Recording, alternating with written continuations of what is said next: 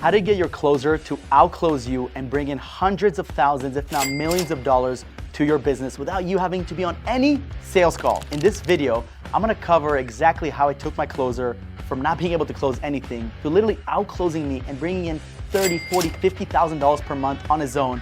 And guess what? He's here based in Colombia, Medellin. He's actually from Medellin, Colombia. So one thing to note of is that you can hire closers that are not US or Canadian based, and they can still absolutely crush it for you. We're gonna go over our sales meetings. We're gonna go over everything that I've done with him in order to get him to the level of being better than me, which is my ultimate objective with every team member. If you don't know who I am, my name is Omir Block, and over the last 3 years, we've helped hundreds of businesses scale with finding them incredible talent from all over the world. We've done over 1,000 placements, and we're just getting started. If you wanna find out more, head over to RemoLatinos.com, or you can also become an affiliate for us and earn 20%. But this video is about you, not about me. So, first things first, when it comes to having your closer outclose you, is that you need a savage person. And many of you guys are hiring from Indeed or LinkedIn or other platforms, which by the way, have a lot of potential there. The platform doesn't matter too much, it's the fact that you're hiring the wrong people. And I know many businesses, what they do is they hire like 5 to 10 closers and they hope and pray one of them sticks. Now, in my opinion, that is okay if you have a large organization. If you have millions of leads, you're already doing millions of revenue, for sure, hire a lot of people. But when you're a small business and you're doing less than $100,000 a month, I truly believe at maximum hiring 2 sales closers in the beginning. And what I've done is I hired one person and gave him all my time and attention. Now, I've actually done this twice. My first person I hired was an appointment setter, and he was with us for about a year, but things didn't work out. And the second person I hired, I made it very clear that he's gonna be a hybrid closer. What does that mean? That means that every single person that I bring into my organization when it comes to sales, I bring them first as an appointment setter. And for the first month, they are purely focusing on appointments. They're focusing on learning the process, learning the product, learning the team, learning everything. And I'm gonna cover that in just a minute, what that looks like. And then as month 2, month 3 progress, we start doing a little bit less appointment setting, start doing much more sales calls. And month 3 and beyond, we do 100% sales calls. So that's the first thing, is whenever you onboard someone, you wanna set the expectation that they need to set their own appointments. This is on the job description, it's on the contract, and it's part of the expectation that you have on the onboarding call. If they're not okay with that, then either figure out how to give them leads that are good and hope and pray that these guys are good, or this person's probably not a good fit because they're not a team player and they don't wanna learn and grow into the role that you want them to be in. Second thing is, you wanna make sure that you have the processes, systems, SOPs, trainings in place in order for them to actually get better. And here's the truth, guys. I had some systems, I had some SOPs, but they weren't nearly as good as they are today. When I brought Johan at first, we didn't have systems or processes or SOPs to the level we had them today. We had something in place, but not to the level. And there was 2 reasons. One, I thought that because I'm the co-founder, because I've already taken thousands of sales calls, I don't really need it. That's complete BS. You always wanna have systems and processes in place, whatever department you're in. And second off, it was working. I didn't really need it, right? Which is, again, the wrong mindset. It's almost like the mindset of I'm closing even though if I'm doing things wrong, but that's not good still, right? If you're closing and doing things wrong, you're either overpromising or setting the wrong expectations. You don't wanna do that, right? So going back, first thing you wanna have, savage closer. Second thing is the system, SOPs, and trainings in place in order to actually achieve. So what I did with Johan, who's my closer, is that together we built the script that I'm doing without having it written out. We first built the discovery call script, which is usually about 25, 30 questions that obviously we get to know the prospect. And then we built the demo presentation. We built a demo presentation, and I'm gonna come back to that in a little bit here. And what we started doing when I first hired him, again, he went through the whole process, XYZ, and we felt like he was the right fit. In the beginning, the first couple days, he is watching me, right? I'm taking the calls. I'm setting appointments. I'm doing everything. I just want him to shadow me and tell me what he's learning. And I'm only doing this for the first 3 days so he can learn. I'm also sending him my calls so he can review them during the day. And I want him to be on every single one of my calls, whether they're a qualified person, not qualified person, high-level business owner, low. I don't know a lot of times when I go into the call until I actually start talking to them. And what I told him to do is this, in the first 3 days, is that he's taking notes like he is the one in charge. And 2, he's giving me the takeaway from the call, right? How did the call go? What are the pros, cons, XYZ? This is what happens in the first 3 days. Then for the next like 2 to 3 weeks, he's now taking the calls, except he's only setting appointments. So he will either set appointments from the database that we have, and I'm literally watching him make calls for the first hour of the day. And I'm gonna come back to the morning training here in a minute. I'm watching him make calls, and then throughout the day, he's making calls and setting appointments.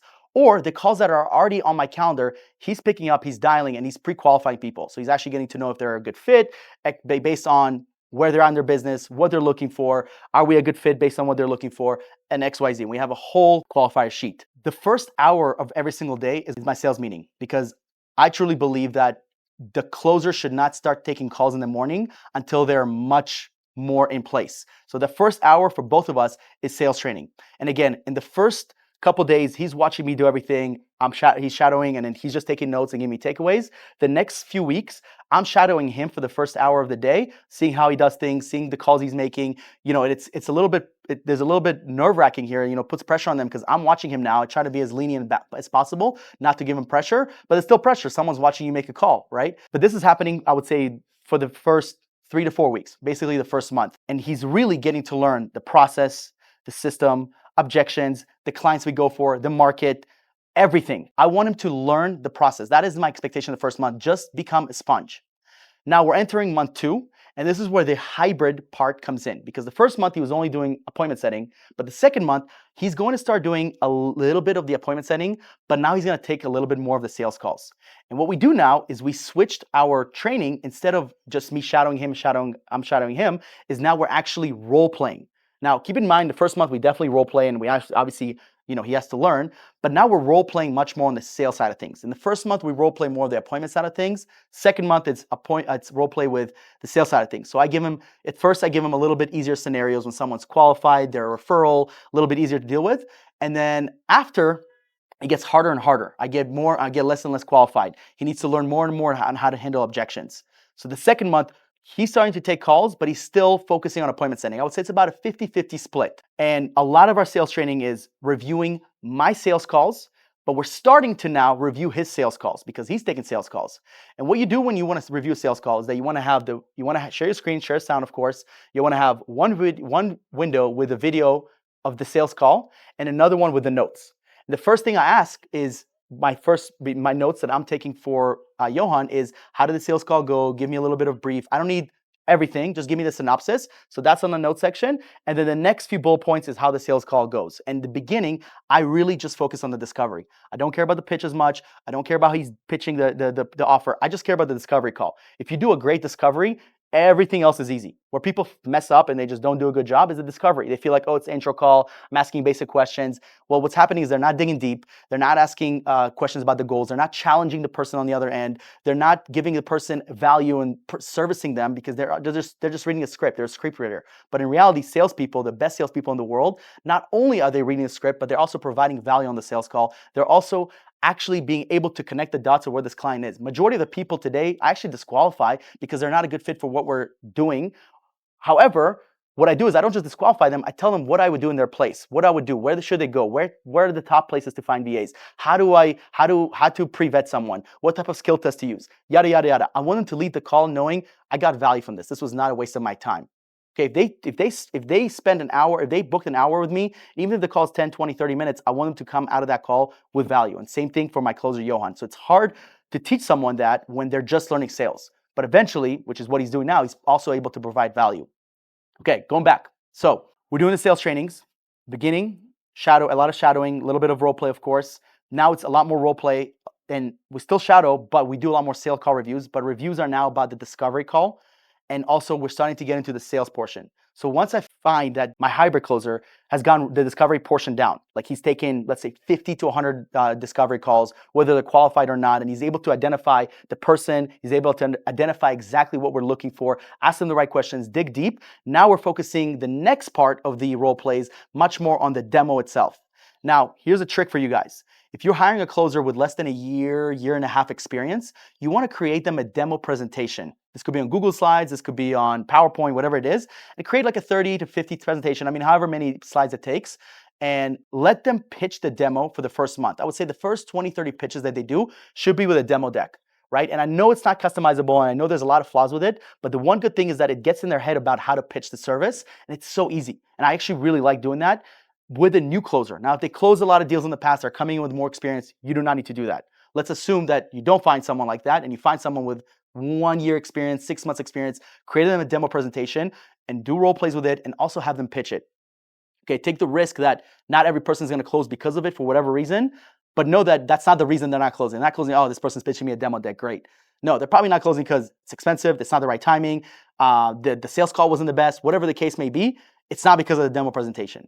And the second month is where I focus on all the stuff that I said, as well as the demo presentation. However, going into month 3, so month 3 is now this person has been trained. We've done the shadowing. I've shadowed him. He shadowed me. We've done role plays on the discovery call, role plays on the demo portion. We talked about objections. I've done call reviews with him on my calls. I've done call reviews with him on his calls. We have lists of objections. Now it's time to get spicy. So month 3 is actually where we changed a lot of our sales meeting, and what we do now, our sales meetings boil down to now numbers, because in the first 2 months, yes, I care about numbers. Yes, we track KPIs, but it's not as prevalent to me in the first 2 months, especially if they're not very experienced. But month 3 is when it becomes a lot more important. So the first part of our meeting is now going over KPIs. So the way it breaks down is on Mondays, we set goals for the week. And the way it goes is we set goals for how many appointments he's gonna set, how many calls are booked so far, how many calls is he gonna take, how many pitches he's gonna do, how many closes he's gonna get, and how much cash collected and revenue collected. And we go over that at first. We also on Monday review last week. How did we do last week? Did we hit the goal? What went right? What went wrong? So Monday's a lot of reviews, and then we also start going over call reviews. So then the last part is call reviews. Every other day, so Tuesday through Friday, Tuesday through Thursday, we go over KPIs based on the last couple of days, last day that what happened, did we close, did we not close, and we also create the top 5 hit list. And I always like to say, there was 5 people in our pipeline right now that got into your head, you had to close, who would they be? And he writes them down, he gives me the situation with them, where are we at, do I need to reach out to them, do we need to send them to one of our other partners, what do we need to do to get this person over the board and work with us? So Monday comes, you're gonna have your goals for the week, review of last week, and the top 5 hit list. Tuesday through Thursday, you're gonna go over the numbers of the previous day, and you're gonna go over the top 5, and then you're gonna start going over call reviews. And by the way, Monday, you're also gonna do call review. But now our training is a lot more about call reviews and actually noticing certain patterns that are happening, maybe certain words we're saying, maybe certain things we're not saying, maybe moving through the intro call too fast. I remember before, my closer, before he became what he is today, and he still has room to grow, but he's much better today. His intro calls used to be like 10 minutes. Now they're 20, 30 minutes. He's getting much deeper. He's getting to learn much more about the prospect. He's building rapport with them. He's diving into the problems. He's noticing why things haven't worked out, why they have worked out, X, Y, Z, which a lot of salespeople don't do. And now his intro call is 20, 30 minutes. His demo call is about 20, 30 minutes. And then the pitch and the negotiation is the last 10 minutes. And then we onboard people from there. And that's really third month and beyond. We've been doing that very consistently. It's been working really greatly. It's one of the things that I said on my Instagram, if you guys saw that, is that I hold them in the beginning, first couple months, is I hold them accountable. So I wouldn't just have my sales meeting in the morning and then let him go. Throughout the day, I would have check-ins with him. Throughout the day, he would have check-ins with me. That is the expectations I'm setting with him. Like, hey, give me check-ins throughout the day, right? Make sure, give me updates. Like, how's it going every 2-3 hours? Like, if you don't give me a check-in, I don't know if you're calling. If you're not setting appointments, I have no idea what you're doing because I'm not monitoring you all day.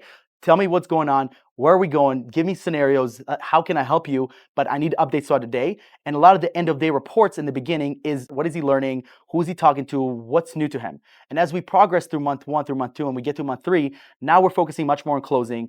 Now we've tripled down on marketing. We get a lot of our leads from paid ads. We have affiliates coming in. We have referrals. We have clients coming back. So our calendars are full with people. We're still not doing cold calling. We're still not doing cold email, which is 2 things that we want to implement. And one thing for you guys to note of is that if your closer starts giving you results, if he's closing 1 or 2 deals a week, increase the amount of people they're talking to. Increase the amount of people. Do not rely on them going into the database and calling those people. Yes, he should do that on his downtime. And I actually have an hour blocked off for him to do that. But double down on the marketing. Give him more appointments. Give him more opportunities to close. So the biggest takeaways I have for you guys is that every month I upgrade the training depending on what level they're in. The first month is much more general training about the process, appointment setting, following up. Month 2, we start getting a little bit more into the numbers, but a little bit more into the closing, more the process, how to onboard someone. And month 3, it's much more in the closing. Now it's call reviews. Now it's going over your goals. Now it's, are you going to hit your bonus? Now it's like things that are driving the salesperson forward. If I was to train my closer today, how I trained him when he first got here, that's the wrong thing to do. We always try to do things differently. Some days we don't even do a call review. We'll do a role play. We'll do a role play. Majority of the time we do call reviews now, but we still do role play. And the last thing I want to tell you guys is consistency. The amount of people that do not train on a regular basis, it mind boggles me. They hire someone and then day 1, they give them a list, go call and figure it out. there's no training, there's no accountability, there's no proper onboarding, there's nothing. And you expect people to come in, grow, and develop when you're giving them no help. That's absolutely rubbish, and you need to stop doing that immediately. You need to, especially if you have less than 10 to 15 team members, you should be meeting with your top leaders and definitely your sales appointment setters every single day. And I know some people that do it twice a day.